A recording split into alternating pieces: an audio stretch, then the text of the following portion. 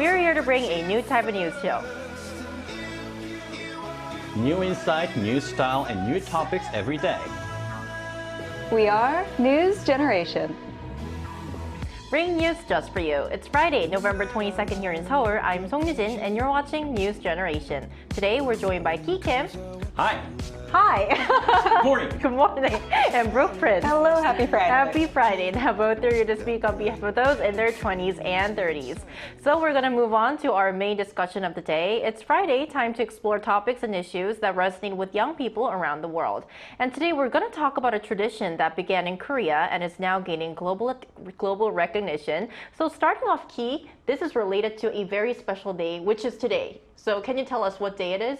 I'm going to start with a song.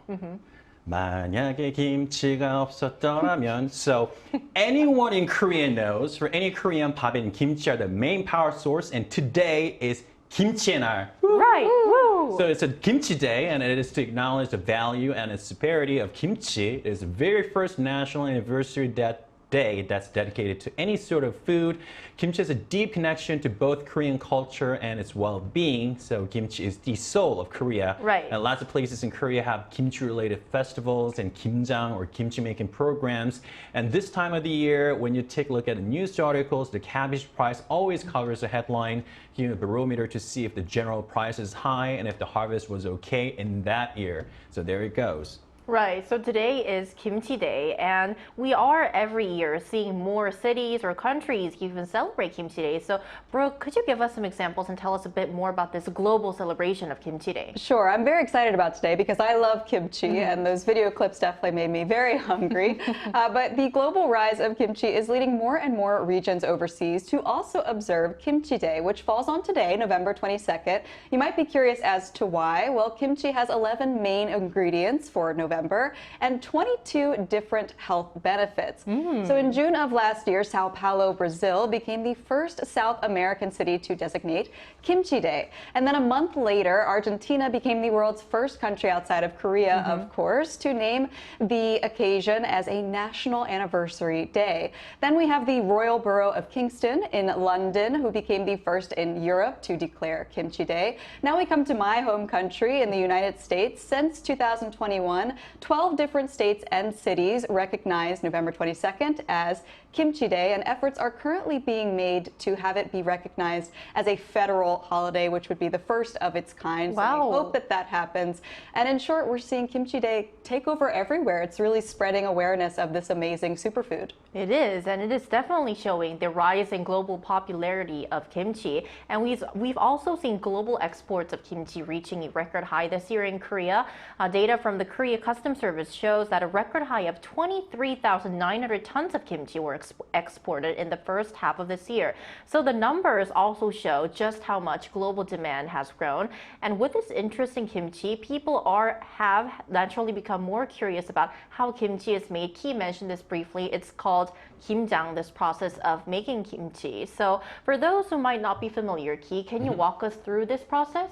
Have you actually done making Kimjang? Oh, I've seen my mom do it, but not me. How about you, Brooks? I have. I participated in one for foreigners. It was really fun. Okay, so yes, kimchi making or kimjang is actually quite a complicated process. And first, you have to soak the basic vegetable ingredients such as cabbage, cucumber, or radish, depending on which kimchi you want to make. Then you make kimchi so. That's basically seasoning for kimchi. Each region in Korea has different recipes, so you would normally have chili pepper powder, 젓갈 or salted seafood of different sorts, sliced radish, scallions, garlic, ginger, all mixed with glutinous rice starch, and you mix and marinate them with the main kimchi ingredients. And this is the most important part. You ferment them at a low temperature. Right. So we call this time of the year, late fall or early winter, 김장철, or the period of making kimchi. So people made kimchi for the whole year, and as they had to make kimchi for a whole year, they had to make a lot of them. So entire family gathered together to make kimchi, or sometimes few neighbors gathered together to make kimchi kimchi all together. And one of the best things I remember in making kimchi after a long day of labor, sujuk or steamed pork. You cook them and you eat them with the freshly made kimchi, and that was priceless. Fathers and uncles who never actually help would gather together to have some makgeolli with them, and it was just unbelievable. Right. So this making and sharing of kimchi, which is Kimjang, is definitely a big culture and a long tradition here in Korea. And Brooke, you briefly mentioned how you took part in a Kimjang program for those from abroad. I think this also shows that more global consumers are trying out Kimjang themselves. They're not just buying pre-made kimchi now, right? That's right, and it's really heartwarming to hear about those memories of lovely making memories. kimchi together.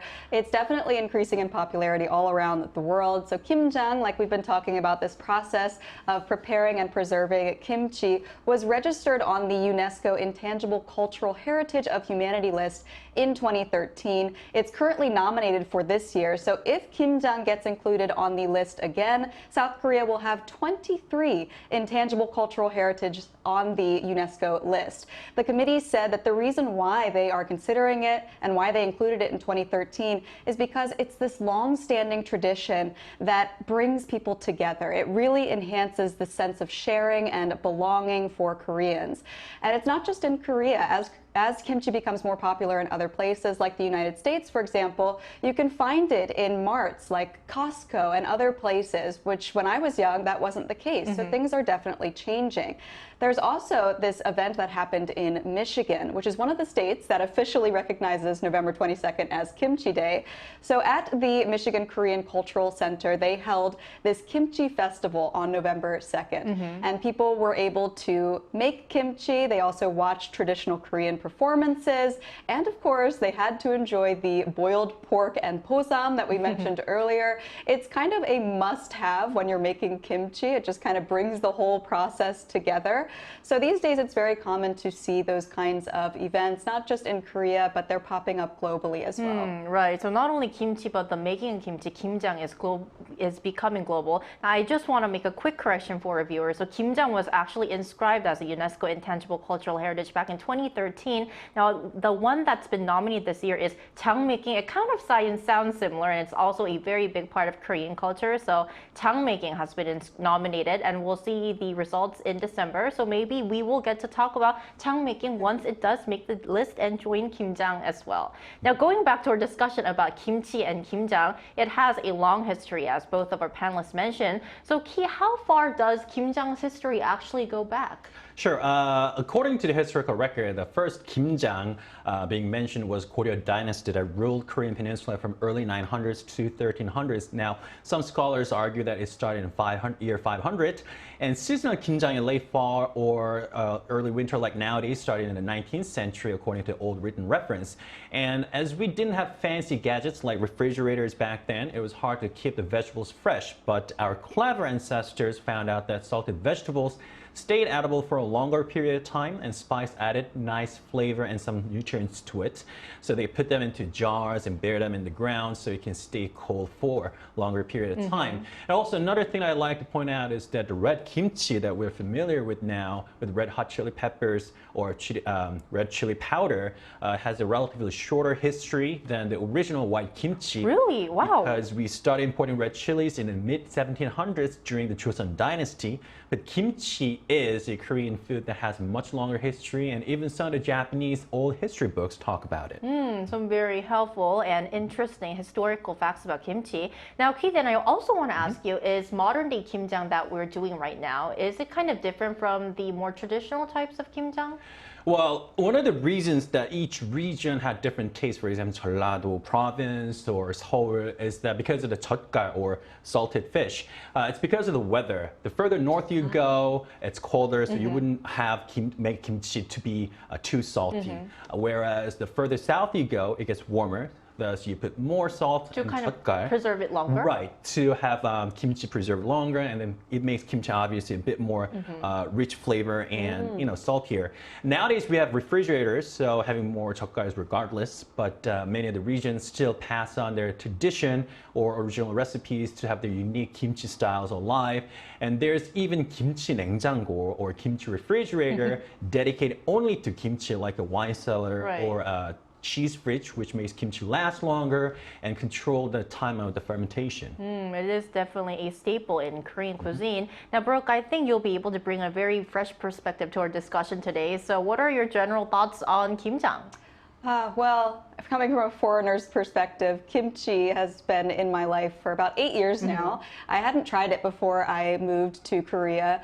And so for me, it kind of has a rich history in my own life, but compared to its actual history, 8 years is nothing. It's been around for thousands of years, and it's changed a lot over that time period with the addition of new ingredients, the development of new varieties, and of course the use of new technologies for storage and production, like the various kimchi refrigerators that you can see on the screen and that we've been talking about. With the advancements in technology, they've become very high-tech and very easy to use. You can find them in many houses, and they are kind of a source of pride for a lot of families. The original kimchi was made from radishes, but new vegetables and spices have been added over time to create all sorts of different types of kimchi. And apparently I read there are over 200 different kinds of kimchi. I'd be curious to find out how many I've actually tried, but it is my goal in life to one day try every single variety of kimchi because I love kimchi so much. I have it every day. But if you are someone who's maybe a little intimidated by fermented foods or by a very powerful flavor, don't worry, because kimchi has been reimagined and reinterpreted in all sorts of cuisines around the world. So anywhere you can go, you can try a hint of kimchi. And in this way, kimchi has become sort of a global cuisine. So I really hope its popularity continues to grow and that people continue to try it because it's just an amazing food. Right. And to find out more about kimchi and kimjang's global appeal, we also asked our viewers if they've tried kimchi before and what they thought of it. And let's take a look at some of their responses. If we take a look at the comments, James Reed 8638 says, I like kimchi because it's alive and it tastes far more interesting than other lacto-fermented vegetables. I have made it at home with seawater, garlic, cabbage, or daikon, ginger, salt, and chilies. Wow. Kayleen on 2053 says, good amount of spiciness and strong flavor. Benny D97, personally, it's both the spicy taste and its nutritional benefits. I get the idea of having another vegetable to keep my body healthy. So we've taken a look at our viewers' comments, and now to learn more about kimchi's growing global appeal even further, we're going to welcome a kimchi-related business owner based in the United Kingdom to our talks. Stay tuned.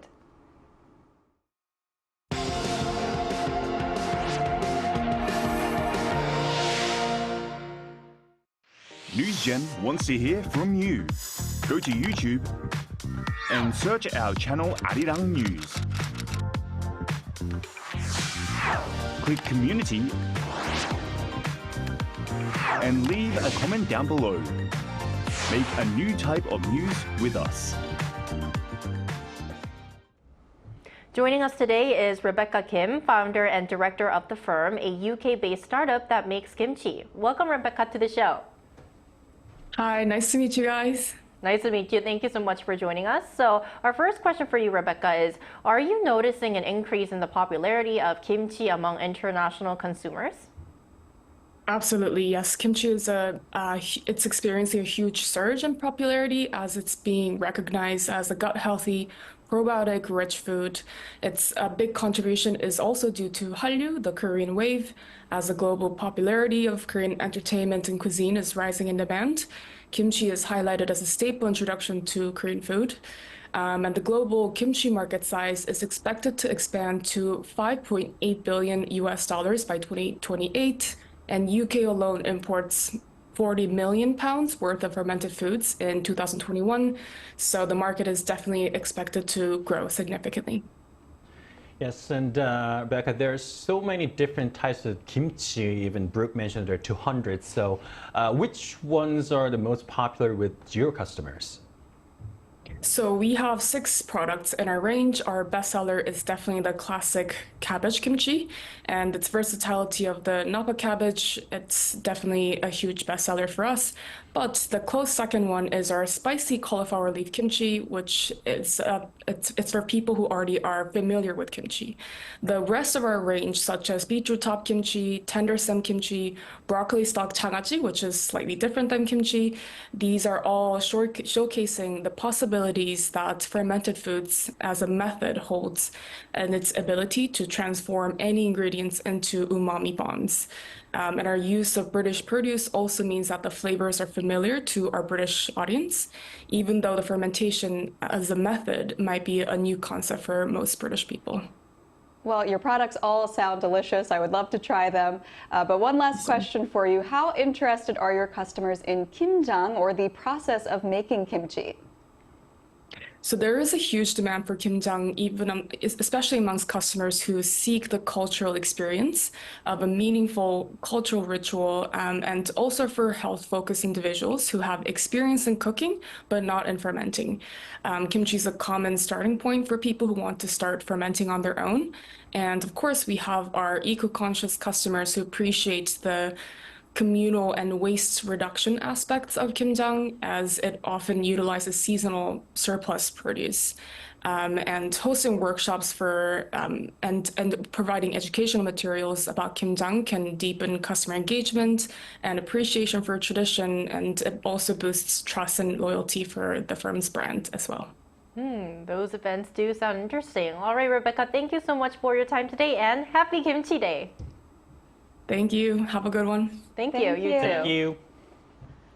Right, so we've been talking about how not only kimchi, but kimjang is becoming more popular worldwide. But sadly, here in Korea, as families grow smaller and society becomes busier, the tradition of kimjang seems to be fading because many people now opt to buy pre-made kimchi from grocery stores instead of making it themselves. But we've talked about this during our episode today, but kimjang is more than just food preparation. It's indeed a vital part of Korean food culture and a designated cultural heritage.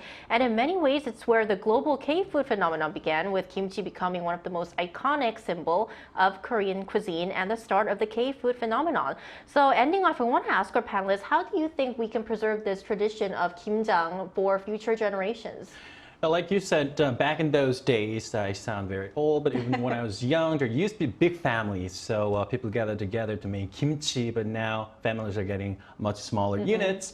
And now fewer and fewer people actually do kimjang. And the kimchi making process is quite complicated and it takes time. But the positive side is that there's still lots of kimchi festivals and local kimjang programs taking place. And the global interest in kimchi also makes us proud, which naturally makes us want to keep them alive. So if more Korean people like us show more interest and more participation in reviving our culture and then restoring it alive, then I think it'd be a great opportunity for us to have it there, out there, and then stay longer. Well then, Ki, did you try kimjang this year? Moving on. Right, and what do you think, bro? What do you think needs to be done more? Well, yes, unfortunately, due to the fluctuating prices of kimchi ingredients and climate change, which affects the harvest, as well as the pandemic, which kept families apart for many years, we have seen a shift in the kimchi making culture in recent times. And so some are worried that this very traditional and vital part of Korean culture might disappear in the country of its origin while it's exploding in popularity in other places. So foreigners seem more and more interested in making kimchi, but we have to make sure that in its home country it stays alive. So I think having events like the one I talked about in Michigan would be a great idea. And I also think just doing what we're doing today. It's Kimchi Day and we're celebrating it, we're talking about it. I think that keeps kimchi alive in people's hearts and minds. So as long as we keep it relevant, I think that will help ensure that kimchi stays for thousands of years to come. And Brooke, previously you mentioned how for kimchi starters, a great way to kind of start enjoying this dish is kind of trying fused dishes using kimchi. So I just want to ask you, do you have any personal recommendations? Oh, I think if you go to any restaurant or even fast food place in certain areas, they have localized products. So maybe this is kind of a funny example, but Taco Bell will have like a kimchi quesadilla or something like that. Maybe you could just get started. If you have a familiar dish that you already know that you like and you add a little hint of kimchi, that might help you discover the flavor of it. And before you know it, you're going to be having it with every meal, I promise you.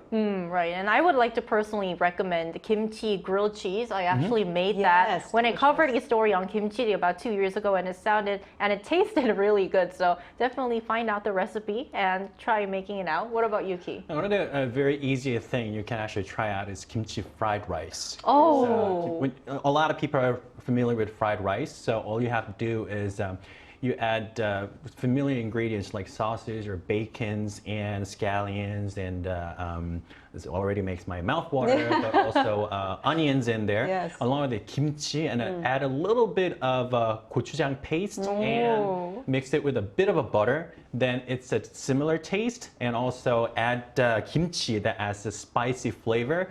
So it just becomes a great taste buds for everybody. You can tell he's a chef. Yes, the way he listen to the talks about chef. I'll make it for you next time. I would Oh, love thank that's lovely. So I hope our discussion today helped you know more about kimchi and Kimjang. And last but not least, happy Kimchi Day. Happy Happy Kimchi Day. And that's all from NewsGen today, but we'll be back next Monday at 10:30 a.m. Korea time. Special thanks today to Kim. Thank you. Thank you. And Brooke Prince. Thank you for making me hungry. Thank you. And thank you everyone for watching, and have a nice weekend. We are News Generation.